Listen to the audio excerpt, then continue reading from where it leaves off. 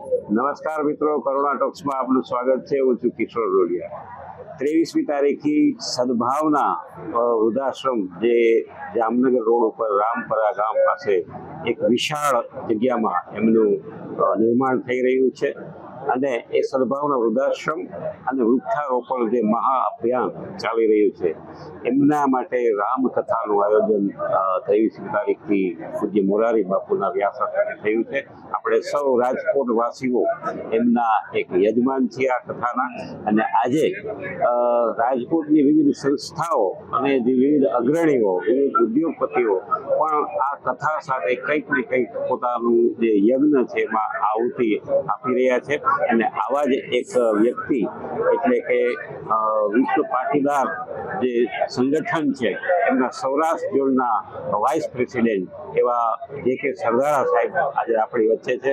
આવો એમની સાથે વાત કરીએ અને એમની પ્રવૃત્તિ જે ચાલી રહી છે એમની વાત કરીએ અને કથા વિશે પણ એમના મંતવ્યો જાણીએ. સરદારા સાહેબ, આપનું ખૂબ ખૂબ સ્વાગત છે. Thank you. એક તો આપે સદભાવના વૃદ્ધાશ્રમ સાથે જોડાયેલા જ છો એટલે તમને આજે આ વર્ષોથી ખ્યાલ છે, તો આખું જે અત્યારે આયોજન થયું છે એના વિશે આપ શું કહેશો? આમ તો સરદાર વૃદ્ધાશ્રમ થી છેલ્લા 6 વર્ષથી કન્ટિન્યુ જોડાયેલો છું. જી. વૃક્ષો નો પ્રેમી છું. હા, વૃક્ષ વાવવા એ મારી હોબી છે. સદભાવના વૃદ્ધાશ્રમના સહયોગથી લોટડા પીપળાના પાવલા એસોસિએશનના પ્રમુખ તરીકે મેં અત્યાર સુધીમાં છેલ્લા 6 વર્ષમાં 25,000 ઝાડ વાવી અને ઉછેરી દીધા છે. વાત છે. વાહ. વધારાના 2500 ઝાડ મેં મારા શોખથી મારી વાડી અહીંથી વડાડી 15 કિલોમીટર થાય ત્યાં પણ વાવ્યા છે. વાહ.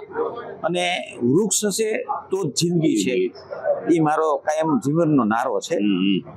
ત્યારબાદ જ્યારે વિજયભાઈ એના મેં બેસતા ત્યારે મેં એને સજેશન કરેલું કે રાઉન્ડ પિંજરું છે એ સતત ડોલે, જેથી એને ઉપરનું ડોકું કપાઈ જાય. એને ચોરસ કેમ કરવું? બરાબર. રમેશભાઈ રૂપાપરા, હું અને વિજયભાઈ ખૂબ બેહી અને મનન મંથન કરેલું.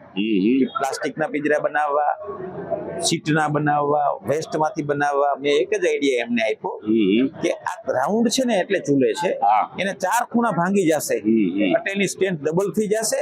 અને જે આપણે જમીનમાં 1 ફૂટ જવા દઈએ છીએ એને બદલે 1.5 ફૂટ જવા દો, પછી વ્યક્તિથી નો નીકળે, જેસીબી થી કાઢવા પડે, આવું થઈ જાય. પછી મને એમ કીધું એને વાળવા માટે હું મારું સ્કૂટર લઈ અને 15 દિવસ ફેર્યો કે પેસ બેન્ડિંગમાં વાળવું કેવી રીતે. છેલ્લે મારા કારખાને વાળ્યું પણ એ શક્ય નહોતું બનતું, સિંગલ શોટ તૈયાર થાય. મેં સ્પેશિયલ મારે જે રાજુભાઈ જયશ્રી કરીને મારા મિત્ર છે ત્યાં હું મશીનરી બનાવું છું. મેં કીધું એને એવું પેસ બેન્ડિંગ મશીન બનાવી દો 1.5 ફૂટના ગાળા વાળું, સ્પેશિયલ આના માટે કે 1, 2, 3 ને 4 વખત દબવો એટલે સીધું પિંજરું તૈયાર થઈ જાય, સીધું ખેંચીને કાઢ લેવાનું. પછી અમે ફોલ્ડિંગ મશીનરી બનાવી કે જ્યાં બીજા જિલ્લામાં મશીન પિંજરા બનાવવા જેનું ટ્રાન્સપોર્ટેશન વધી જાય એટલે ત્યાં વિજયભાઈ આવા 10 મશીન બનાવી લીધા છે કે જ્યાં જ્યાં કેમ્પ થાય તમે 2 ની મોટર કે 1 ની મોટર મૂકી દો એટલે મશીન ચાલે. અને એને મોટર ન મૂકો તો જનરેટર ઉપર ચાલે, લાઈટ ન હોય તો જનરેટર ઉપર સાઈટ ઉપર વયો જાય. અને એવા ફોલ્ડિંગ મશીન બનાવ્યા છે કે ટ્રાન્સફરેબલ અને અલગ અલગ પાર્ટ્સ થી એટલે ઈઝી ટુ ટ્રાન્સપોર્ટેશન, તમારે શિફ્ટ કરવા હોય તો થઈ જાય. પછી ખાડા ગાળવામાં પણ વિજયભાઈ મૂંઝવણમાં હતા કે મોરબી રોડ અને ભાવનગર રોડ લેવો છે તો એમાં નીચે આરસીસી રોડ છે સેન્ટર ડિવાઈડરમાં, એટલે એના માટે રમેશભાઈ ડેઈલી નેટમાં સર્ચ કરી અને લેસન કરીને રાખે. પછી મને વિજયભાઈને બોલાવે કે જયંતિભાઈ આમાં શું કરશું, જોઈને કીધું કે આ ન ચાલે. એ ખોદવામાં માટી પથ્થર આવે છે નહીં, ભોગાવો છે, કાળો પાણો આવી જાય છે, કેટલા ફૂટે આવે છે, કેવું મિક્સ છે, 50 ફૂટે જઈને શું ફરક પડે, આવું બધું આરએનડી કરી અને મેં કીધું કે આ નહીં ચાલે. છેલ્લે એવા નિષ્કર્ષ ઉપર આવ્યા કે આપણે એના માટે બોરવેલ વસાવીએ. એટલે મેં 4 દિવસ એમાં એફર્ટ લગાવી અને બોરવેલ નો ખર્ચ કેટલો થાય, કેટલી ગાડી જોઈ, કેટલા હોલ કરે, આ બધું સર્ચ કર્યું તો ઈ એક બોર 200 રૂપિયા પડે. શું કામ? એક ખાડો. શું કામ? કે કોઈ પણ બોરવેલ હોય એ મેં બોરવેલ ચલાવેલું છે, મેં સાઈડા ચડાવેલી છે, એનું લેવલ મેળવેલું છે કે એક જગ્યાએથી બીજા ખાડાઓ લઈ જાઓ અને એને ગાડીને હટાડીને લેવલ મેળવો અને એનું માઉન્ટિંગ નું લેવલ મેળવો એટલે મિનિમમ 20 થી 25 મિનિટ થાય. અને ખાડો કરતા 1 જ મિનિટ નો થાય એટલે માલ કરતા ઘણા પણ વધી જાય. બીજું એની 2 ગાડી, એના 4 ડ્રાઈવર, એના હેલ્પરો, 5-7 માણસોનો સ્ટાફ પરમેનન્ટ સાચવવો પડે. એટલે ઈ કેલ્ક્યુલેશન કરતા એક ખાડો 200 રૂપિયા પડે. મેં એવું સજેશન આપ્યું કે જ્યાં કઠણ આવે ત્યાં બ્રેકર વસાવી લ્યો. બ્રેકર 2500 રૂપિયાનું આવે છે. એક મિની જનરેટર પોર્ટેબલ વસાવી લ્યો. એક પોર્ટેબલ જનરેટરમાં વચ્ચે મૂકી દો એટલે 2 ખાડા થાય. 4 માણસો કામ કરતા હોય, એક બ્રેકર હલાવે, એક ખાડામાંથી માટી કાઢે. બરાબર. તો મને કે શક્ય ન બને. મેં કીધું કે એક કામ કરો, કાલે સવારે આપણે મોરબી રોડ લેવો હોય તો નવા માર્કેટિંગ યાર્ડે આપણે બીજે 7:30 પહોંચી જાય. બ્રેકર મારું, જનરેટર મારું, મારી પાસે બધું સામગ્રી તમને હું પ્રૂવ કરી દઉં. અમે 7:30 ચાલુ કર્યો ને 8 વાગે ખાડો કમ્પ્લીટ થઈ ગયો. વાહ. પછી એને મગજમાં ઉતર્યું, મેં કીધું આ તો ઉધડું દઈ દેવાય.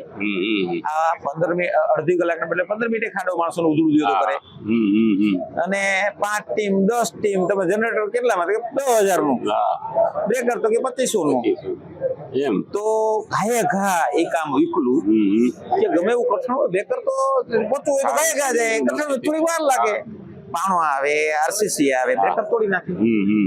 એટલે એ આઈડિયા અમારો સક્સેસ ગયો. અને જ્યાં જ્યાં કઠણ આવે ત્યાં એ બ્રેકરનો અભિયાન પણ સારું ગયું. મને ગર્વ છે કે મારી કઈ જે ભગવાને મને કઈ આવડત કળા આપી છે, ગોડ ગિફ્ટ છે, એનો મેં સદુપયોગ કર્યો. અને એના દ્વારા આપણે ખૂબ સરળ બધું કરી શકીએ છીએ. ભગવાન હજી પણ હું મારા જેવા એક્સપર્ટો આ સદભાવનામાં જોડાયેલા. અત્યારે આપણું અભિયાન ગુજરાતમાં ચાલે છે. પેલા રાજકોટમાં તો, એની પેલા પડધરીમાં તો, સૌરાષ્ટ્રમાં ગયું, ગુજરાતમાં ગયું. હું એવું માનું છું કે પેલા આપણો આખો દેશ ગ્રીન થઈ જાય. વરસાદ જેટલો પડે છે એનાથી અનેક ગણો વરસાદ પડે, એને રોકીએ. અને આ વરસાદથી એટલો બેનિફિટ થવાનો છે ભવિષ્યમાં કે આપણે જ્યાં સારા દેશોમાં જ્યાં પાણી છે ત્યાં ફરવા જઈએ છીએ. ટુરિઝમ બિઝનેસ વધે, આપણી હેલ્થ સારી રહે, ઇકોનોમી મજબૂત થાય. અને નરેન્દ્રભાઈ મોદી જે મથે છે કે વર્લ્ડના નકશામાં ભારત કંઈક અલગ રહે, તો હું તો એમ કહું છું કે વર્લ્ડના નકશામાં રાજકોટ કંઈક અલગ રહે. ક્યાં વાત. વાહ. જે અભિયાનો ચાલુ થાય છે અત્યારે, ગીરગંગા કયો, સદભાવના કયો, એના પછી રાજકોટમાં છે. ને રાજકોટ વિશ્વના નકશામાં ક્યાંય પણ કોઈ આંગળી મૂકેલે રાજકોટનું પેલું નામ આવે, એવી મારી અંતરની ઈચ્છા છે. ચોક્કસ. ના, જયંતિભાઈ, આપણે ખૂબ જ સરસ વાત કરી. કે મને યાદ છે કે વિજયભાઈને જ્યારે ફૂલસાબ એવોર્ડ મળ્યો ત્યારે એમને એક સરસ વાક્ય બોલ્યા હતા કે મારે ગૂગલમાંથી રાજકોટ છે ને એ ગ્રીન દેખાય એવું કરવું છે. તો આજે તો એની જે તમારા 50% તમારા જેવા જે લોકો એમની સાથે જોડાયેલા છે, એટલે આ સ્વપ્ન ખરેખર સાકાર થાય ને એ આપણા બધા માટે સારું જ છે.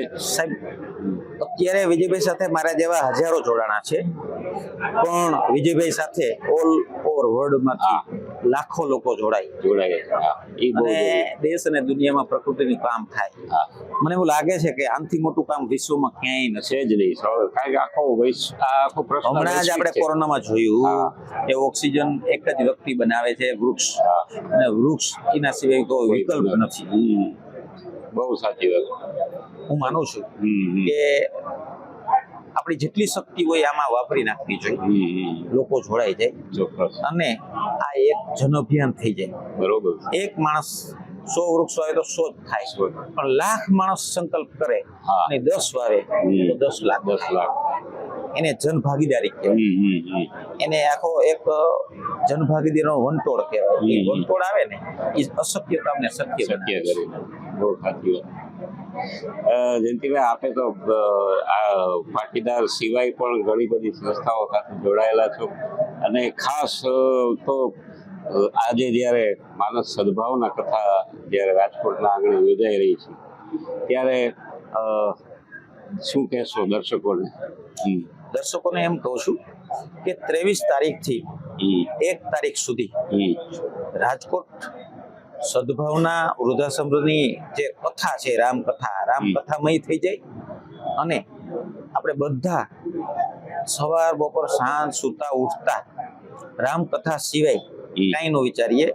અને એક રોડ, એક વિસ્તાર માત્ર રામકથા, સદભાવનાના માધ્યમથી, રામકથાના માધ્યમથી આપણા વડીલોનું સદભાવના વૃદ્ધાશ્રમ થાય કે વૃક્ષો વવાય, એમાં જે વિજયભાઈ અને આપણી સમગ્ર ટીમ છે એના જેટલા સપના છે એ જે ધાયરા કરતા ડબલ ટ્રબલ સ્પીડે સાકાર થાય એવું ભગવાન પરમ કૃપાળુ પરમાત્માની પ્રાર્થના કરું છું. જયંતિભાઈ, આપણે ખાસ કરુણા ટોક્સ માટે સમય કાઢ્યો અને ખૂબ સરસ વાત અમારા દર્શકોને કરી. આપનો ખૂબ ખૂબ આભાર. ધન્યવાદ. Thank you.